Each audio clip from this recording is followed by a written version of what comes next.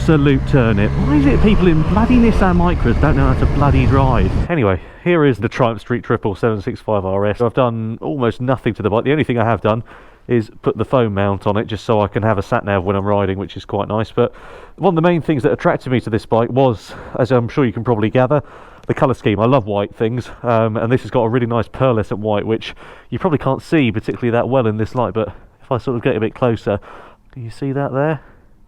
Yeah, it's got a really nice sort of pearlescent white. The only thing that is different about it or upgraded is the aero end can on it, which, you know, does just give it a little bit of a better exhaust note. You've got an Öhlins shock there, which gives good feeling through the back. It's got a lovely swing arm, Brembo brakes on it, front and rear, obviously, which, as I said, give a really, really nice feel. The previous owner did put a radiator guard on it, which is something that I would recommend if you're looking at getting one of these bikes, because it does just give it that little bit more protection, which is always good. And I know the front end of this bike kind of divides a bit of opinion, really. Obviously, you've got the two front lights, you've got the air intake here. I really like it. I think it really sort of suits the bike and stuff, but it might not be to your personal taste. Obviously, it's apples and oranges, isn't it? Some people like certain things, whereas others don't, but I think it looks really, really smart. Gloves, that'd be an idea, wouldn't it? Where are my fucking gloves? I'll leave them upstairs. Oh, shit. There we go. Oh, good start then. Oh, Christ. Right. Out on the bike then. Let's go. For those who are new to the channel, I just wanted to introduce myself. My name's Tom Brooks. I am a sports commentator by trade. I traditionally work for Gran Turismo as the voice of the game, voicing things like the game, and also commentating and co-hosting the FIA Gran Turismo Championships. Everyone who knows me probably knows me as a bit of a car guy, really, to be honest with you, but I've been around bikes my whole life. Grew up with my dad, who used to ride. He used to have a motocross bike and some Fireblades. I think the first one on the back of a bike when I was about 10 or 11, something like that, and I've always been fascinated by them since then, to be honest with you. So I got a moped at 13 and used to ride that on private ground, obviously, being a bit of a hooligan as you were at that age. And I've always loved bikes, always loved being on two wheels, ever since my uncle took me up on the back of his Honda CBR 600RR. It's always been something that fascinated me, the speed and the power. And I got my CBT when I was about 16, 17, something along the lines of that, as obviously a lot of people did, and quickly decided there afterwards that I was a bit of a convert to bikes. Absolutely loved them, loved riding them, loved being out on them. Also, unfortunately for me, absolutely loved crashing the things. I think I had about 4 or 5 bike crashes in my first year.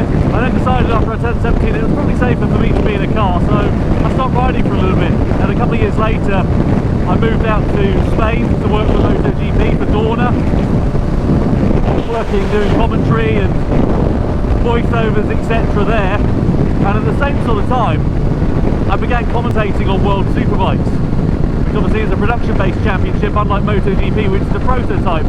So as you can tell, bikes have always been a relatively big part of my life. So anyway, let's talk a bit more about the bike then, the Triumph Street Triple 765 RS. It's a 3-cylinder 765cc engine, putting out about 129 horsepower at the rear wheel. And this is my first sort of big road going bike. I put that in inverted commas, or I would do if I didn't have both hands on the handlebar.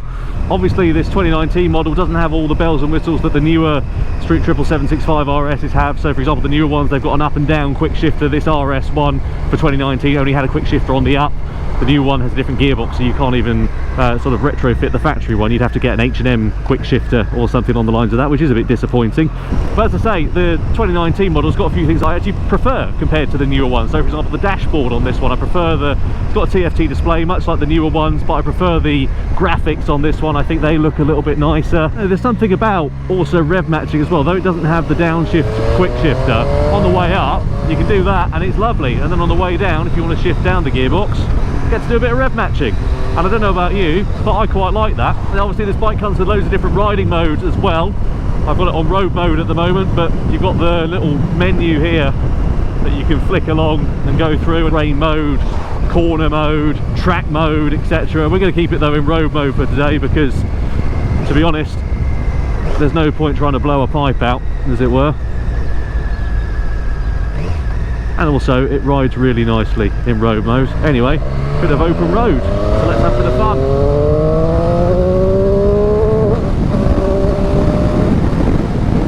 Oh, that's lovely. That's so good. Bloody mirror. Say to that. Really wish I'd get that new one sent to me by now. Under warranty as well, but it just floats around on the ball of it. It's bloody irritating.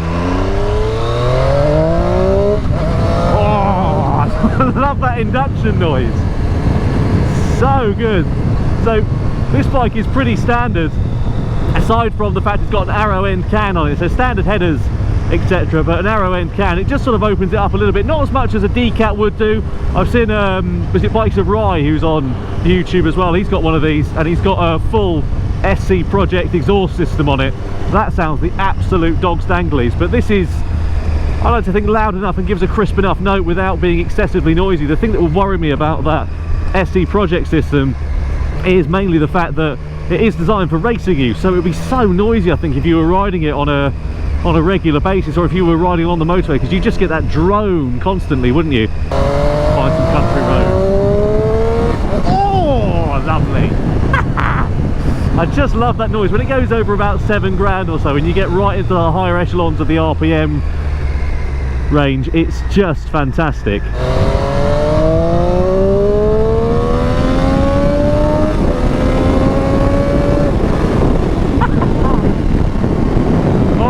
So much fun. So I can really feel that wind coming against me. It's a little bit on the legs, but not so much because you've got a little bit of cowling around here and so on. You haven't got to worry too much about it on the legs, but it does get, especially if it's, you know, colder temperatures, you will feel it on this bike because you just don't have the level of protection that you would do from a sports bike or a fared bike, or, you know. And I have seen people that have put these windshields or windscreens, whatever you want to call them, little windscreens, plastic screens on the front of the bike that do make a bit of a difference. I haven't tried it myself yet, but people do talk favourably of them, but obviously I personally think it ruins the look, and it's not actually that intolerable without it. Try and keep out the way of this guy. There we go.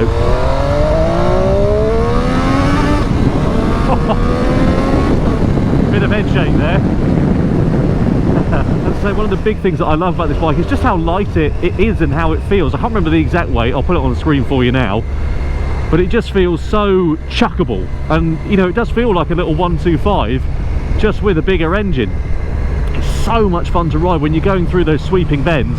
It's got Pirelli Super Corsas on it at the moment, so we're sort of in a good working range. It's about, what is it out there, 14.5 degrees, so that's about sort of where you can begin to start pushing it once you've got a bit more heat back into the tyres. Anyway, what we're going to do is just going to pull in here, just wait for a little bit of clear air.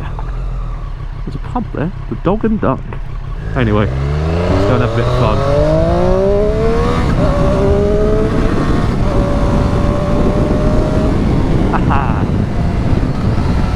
That's what I'm talking about.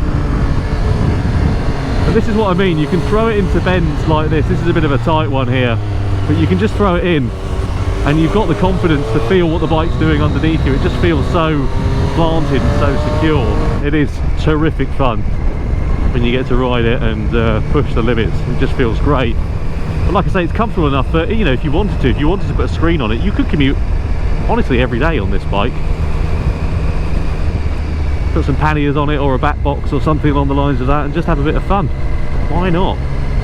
And it's lovely to ride around town, this thing, as well, because it doesn't rattle your fillings out with a dry clutch or anything like that. It's smooth enough at low speeds. The torque from the engine's good pretty much at all RPMs. You know, what am I doing there? I'm in third gear, 3000. If I just tickle the throttle, it just comes on. So it's a really, really nice bike to ride. Right, let's get past this guy.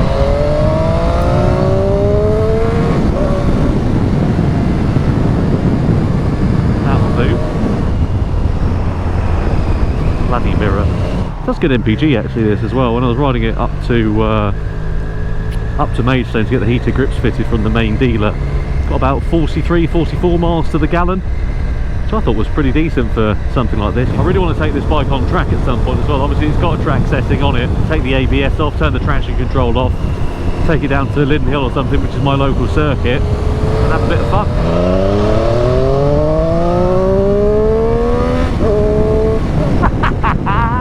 There's so much torque in the mid-range of this bike. It's really, really enjoyable. Just a fantastic bike to ride, really well put together. Everything about it, build quality wise, feels great. The display's great, you can see the screen. Visibility is really good. I say visibility is good, that's a stupid thing to say. We're on a fucking motorbike, it's not got a windscreen, Brooksy, no A pillars and B pillars. Smell of the fields, smells of cow shit.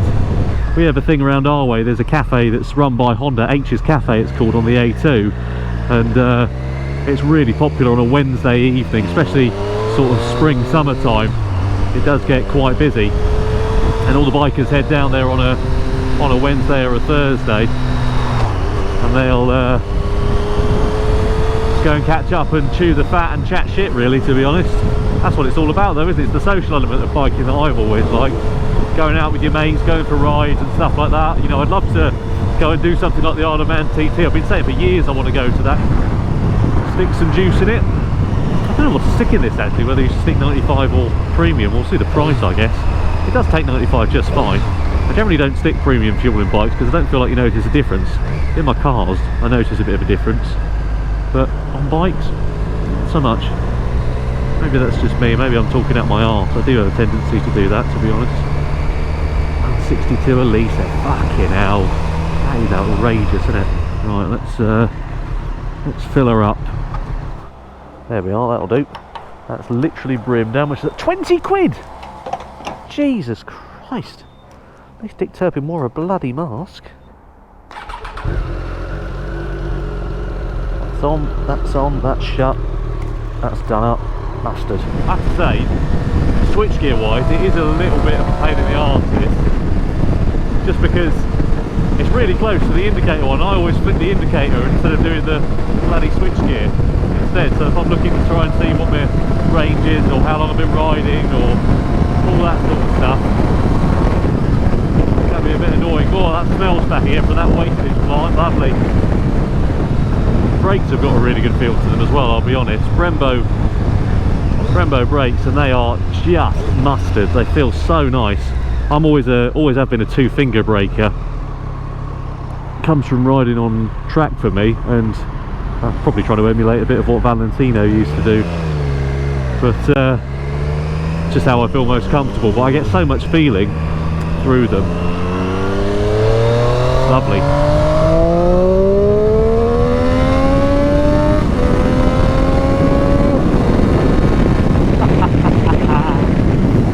Oh, it's fun. A lovely little induction noise. This gives you a little rasp on the exhaust as you go through the rev range as well, and it just feels fan-bloody-tastic. That's it, right there. Fantastic. Toyota's still parked there, it's not rolled forward or anything like that, so that's good. Oh, there we are. Nice little blast out for the afternoon. As I'm sure you can tell, I really like this bike, and I would wholeheartedly recommend a Triumph Street Triple 765 RS. If you have enjoyed this video, please do feel free to like, comment and subscribe. If you'd like to see more motovlogging content as well, please do comment below. I'd love to be able to do more of this sort of stuff, but obviously if there's an appetite for it, then that's even better. And yeah, well, hopefully we'll get the 765 out on track at some point throughout the course of this year. If you haven't checked out my channel already, there's things like car restorations on there that I've been doing with my father, and throughout 2022 I'm going to be doing more car projects with my dad, hopefully going racing in the car as well, in rallycross, and taking this thing out on track over the course of this year as well. Anyway, thanks very much for watching, and I'll see you next time. Take care.